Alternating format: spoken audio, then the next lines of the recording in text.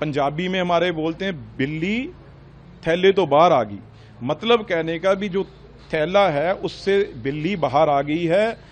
बिल्ली मतलब केजरीवाल, केजरीवाल उस थैले से बाहर आ गया है। यही बात हम बार बार कह रहे थे भी ये आदमी ताकत के बगैर कभी रह नहीं सकता।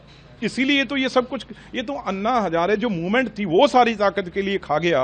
आज इसने देखो इतना बड़ा, मैंने कभी धोखा देखा नहीं। जो एमएलए वहां पे, क्योंकि उनकी गोली लगने से उनकी हत्या हुई, और वो एमएलए जिसके अभी 2 साल पड़े थे, इनको तो मौका मिल गया, अभी उसकी हत्या हो गई।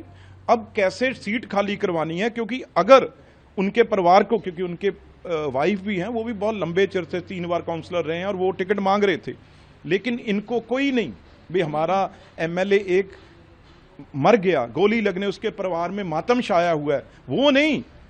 गुरप्रीत गोगी जी को उनको नहीं, जो लोगों की डिमांड थी।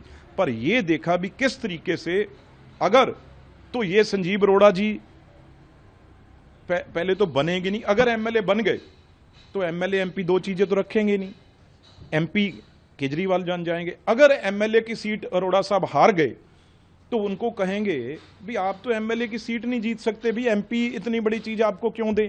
तो दोनों चित भी और सब पट भी, ये दोनों चीजें हैं जो वो केजरीवाल जी की हैं। और भगवंत मान ने क्लियर ग्राउंड बना के उनको, उस परिवार को बिल्कुल डरा धमका के, उसे अंदर इग्नोर करके इनको टिकट दी है। और इतनी जल्दी है, अभी कोई इलेक्शन अनाउंस भी नहीं हुई, अभी पता नहीं कब इलेक्शन होनी है। उनको क्लियर ये हो सकता है भी इलेक्शन से पहले ही उनको उनका इस्तीफा ले लें भी, आप तो भाई इलेक्शन लड़ रहे हैं। केजरीवाल जी जल्दबाजी में है बहुत, उनको कोठी चाहिए, उनको गाड़ी चाहिए, उनको वो ताकत चाहिए, कैसे रह सकते हैं वो। इसलिए संजीव अरोड़ा जी को बलि का बकरा बना दिया है। अब वो कुछ कहें कुछ ना कहें, उनको भी समझ जाना चाहिए था भाई, कोठियां घर तो पहले ही ले लिया था, एक नाम ही था, वो नाम भी है जो अब केजरीवाल जी छीन ले गए। ये डिक्टेटरशिप किसी पार्टी में नहीं देखी। अब लेकिन मैं लोगों को पंजाब के कहना चाहता हूं, वेस्ट के लोगों को, जहां पे बीजेपी, जब मैं एमपी इलेक्शन ये 8 महीने पहले लड़ा, वो सीट हमने 20 से 25 हजार वोटों से वो सीट बीजेपी ने जीती है।